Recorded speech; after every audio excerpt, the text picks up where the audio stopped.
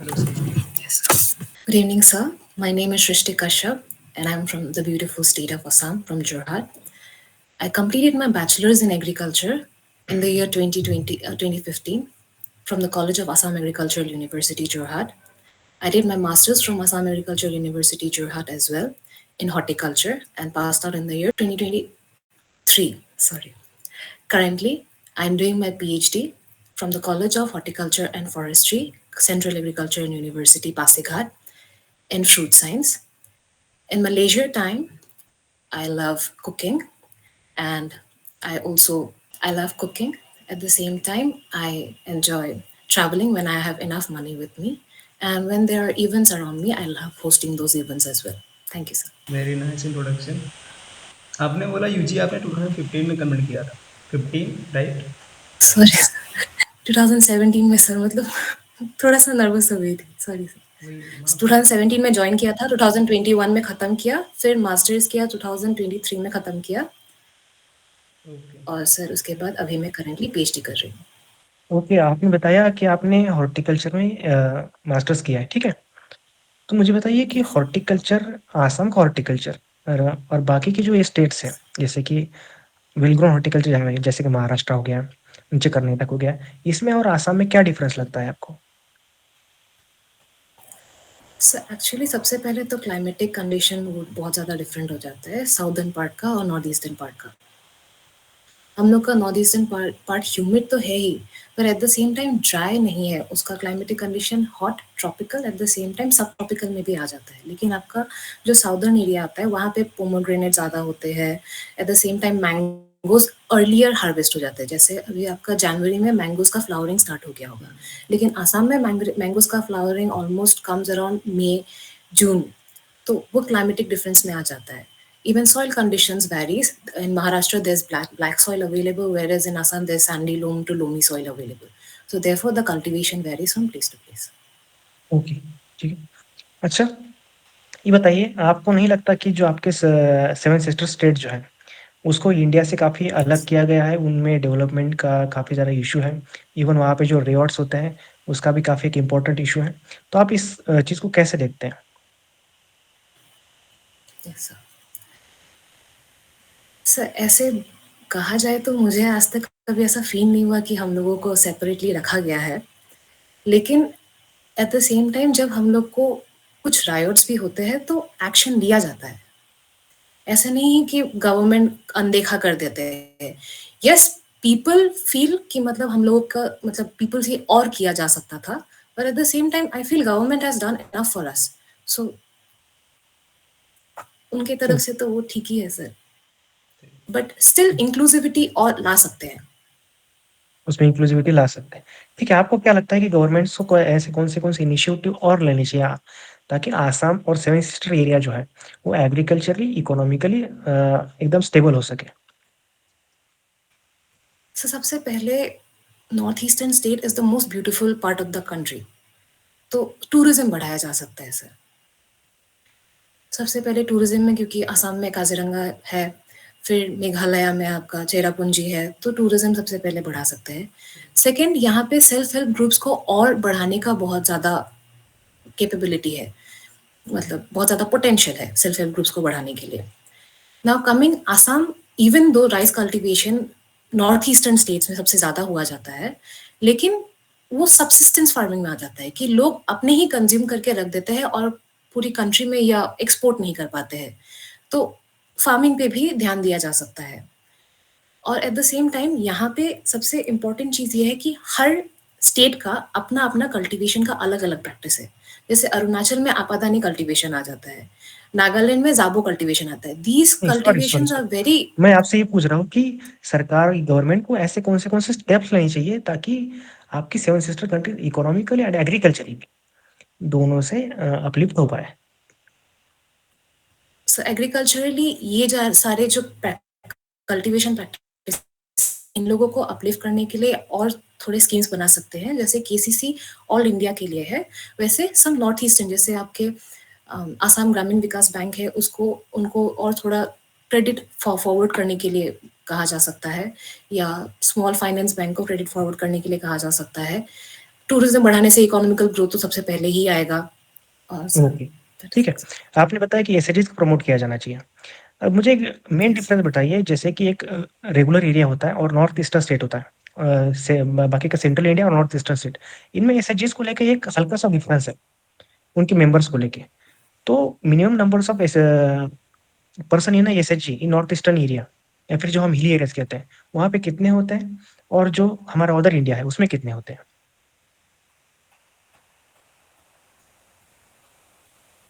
Sorry, sir. I'll update myself in this regard. Okay, ठीक है, बढ़ के सर। सृष्टि जी, आप Yes, sir. आसाम से है, right? Yes, sir. So suppose कीजिए कि आपका सिलेक्शन हो गया बैंक में, और बैंक ने आपको किसी तमिलनाडु के छोटे से गांव में posting they the. Yes, sir. So now you don't know any language, ठीक है, और ना ही आपको लोकल चीजों का कुछ पता है, और आपको वहां पे बिजनेस करने के लिए बहुत ज्यादा प्रेशर है। इन दिस सिचुएशन आप किस तरीके से एग्रीकल्चर बिजनेस बढ़ाओगे? ठीक है, फार्मर से आपको कम्युनिकेट करना है, कम्युनिकेशन की लैंग्वेज आपको पता नहीं है, ठीक है, मगर बिजनेस बढ़ाने के लिए ट्रिमेंडस प्रेशर डाला जा रहा है आपके ऊपर। कैसे करोगे आप इस सिचुएशन से टैकल?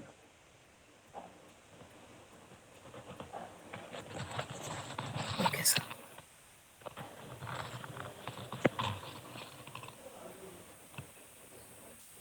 आप अपने तरीके से जवाब दे सकती है, ठीक है?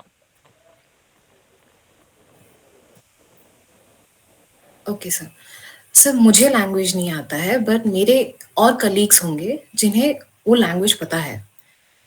तो मैं उन लोगों के साथ थोड़ा सा कम्युनिकेशन करके आई फील कि मैं फार्मर्स के साथ एक अपने साथ मतलब मैं कुछ दिनों के लिए, जब तक मुझे फार्मर्स के साथ बेटर कम्युनिकेशन करना है, I will probably hire someone और अपने साथ रख लूंगी कुछ दिनों के लिए, सो दैट मैं फार्मर्स को बेटर अंडरस्टैंड कर पाऊँ, उन लोगों के प्रॉब्लम्स बेटर अंडरस्टैंड कर पाऊँ। एंड लैंग्वेज सीखने के लिए आई थिंक सर मुझे तेलुगु सीखने के लिए 1 मंथ लगा था, तो तमिल सीखने में भी ज्यादा टाइम नहीं लगेगा। एंड अगर मुझे वहां पे नौकरी करना है तो I will gladly try and learn the language, farmers की समझने की कोशिश करूंगी। और जैसे मुझसे पहले चैताली ने कह के गया था कि वो पैम्पलेट्स लगाएगी और एंड वो मैसेजेस फॉरवर्ड करेगी, तो वो भी कर सकते हैं कि फार्मर्स को जागरूक करने के लिए कि ये सारे स्कीम्स है, आप लोग आ सकते हैं, हमारे साथ कम्युनिकेट कर सकते हैं, and I will take the help of my peers as well. If not अच्छा, instantly, I will do it over the time. ठीक है, आपको सेंट्रल सेक्टर स्कीम्स के बारे में पता है? Just define it, central sector schemes. So there are two types of schemes: central sector schemes and centrally sponsored schemes. So I might be jumbling them up, but central sector schemes are the schemes which are completely given by the central government, and centrally sponsored schemes are the schemes which the central government and the state government have certain ratio between them, where half the central 60% either the central government gives and 40% the state government gives. So what will be that ratio in Jammu Kashmir and northeastern India? So it will be 90:10. The central will be sponsoring 90% and the state will be, or the union territory will be sponsoring 10%. In your area also jute production is more or not? No, sir. So it's limited to West Bengal and Bangladesh out of the country. Okay. But still, tell me one thing. We are having one revolution, particularly for jute cultivation. What is that revolution name? So it's golden fiber regulations. Okay. आसू sir. Shrishti, could you please tell me in brief about the Sukanya Samriddhi Yojana? So it's for young girls, and What is the age group? I think so it's below 18.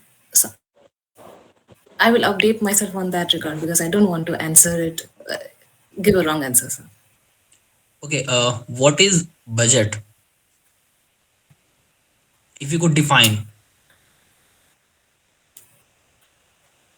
So budget is a document or a record which the union, the finance minister, and the entire union of our country, they present it every February of the year in order to explain the money distribution or the sanctioning of the money for the entire nation, where the money has been distributed for the entire year for proper functioning of the country. Okay, what is an PPF account?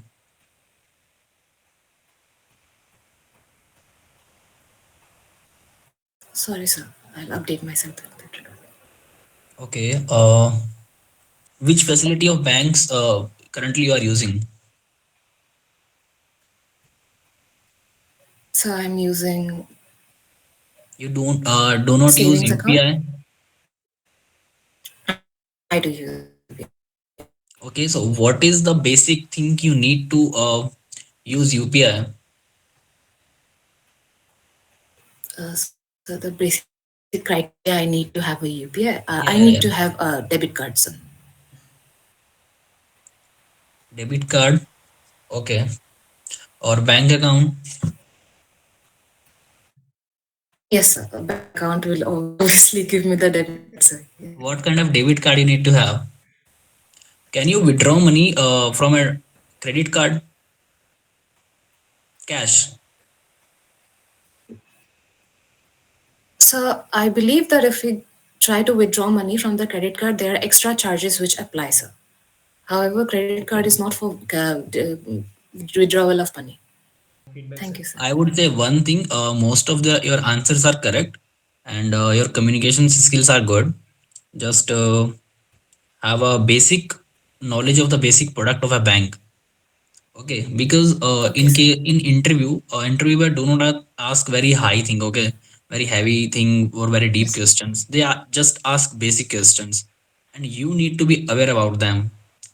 All they are here Okay. there to judge you is the way you speak and how much you are confident. Because in case of bank, you will have 50 or 10 or 20 people all the time standing in front of you.